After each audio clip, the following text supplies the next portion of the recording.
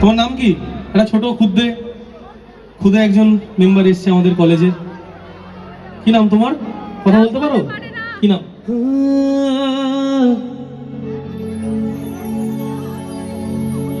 প্রেম হলো পরশনি,